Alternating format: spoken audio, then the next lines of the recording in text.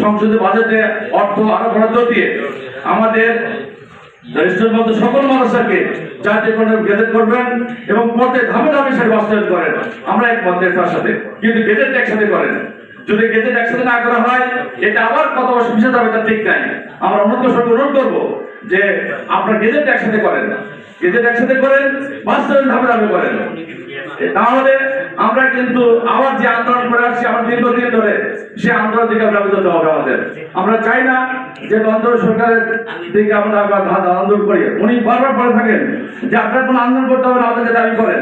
আমরা দাবি করেছি আবার আপনাদের সাংবাদিক সম্মেলনের মাধ্যমে, আপনাদের মাধ্যমে আমরা সরকারকে দাবি জানাচ্ছি যে আপনারা এই সর্বশেষ জরিপকৃত ৮,৯৫০ মাদ্রাসা যেটা মাদ্রাসা বোর্ড জরিপকৃত এবং পরবর্তী আরেকটা জরিপে আমাদের আসছে মন্ত্রণালয় থেকে জরিপ করা, সেই জরিপে যতগুলো মাছ বাড়ে বা যতগুলো মাছ হয় সেই মাছকে জাতীয়করণের একটা গেজেট করেন, গেজেট করে তারপর আপনাদের ধারে বেতন দেন।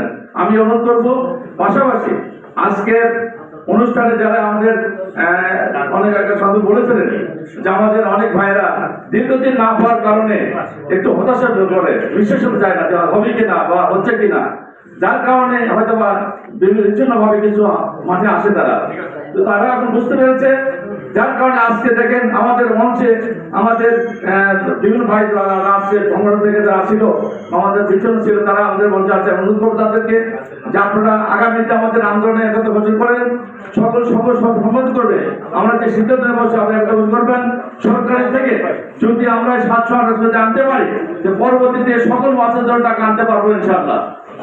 তো আমি সবাইকে অনুরোধ করবো আজকের অনুষ্ঠান থেকে বাংলাদেশ যত ছোটখাটো দল বা ছোট আছে আমাদের মতে থাকতে পারে, কিন্তু আমরা শাসন সবাই মিলে একসাথে বসে এক টেবিলে বসে আলোচনা নিয়ে করি, সিদ্ধান্ত নেই এবং সরকার থেকে সংসদে বাজেটে সকল আশা এই কামনা করছি। এই কারণে আমি শেষ করলাম। আসসালামু আলাইকুম ওয়া রাহমাতুল্লাহ।